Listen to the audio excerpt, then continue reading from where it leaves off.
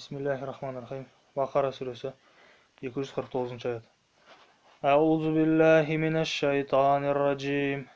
Bismillahirrahmanirrahim.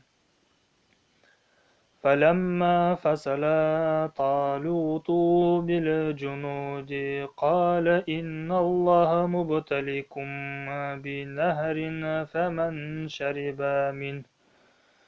فمن شرب منه فليس مني ومن لم يطعمه فإنه مني إلا من اغترف غرفة بيده فشربوا منه إلا قليلا منهم فلما جاوزه هو والذين آمنوا معه قالوا لا طاقة لنا اليوم بجالوت وجنوده قال الذين يظنون أنهم ملاقو الله كم من فئة قليلة غلبت فئة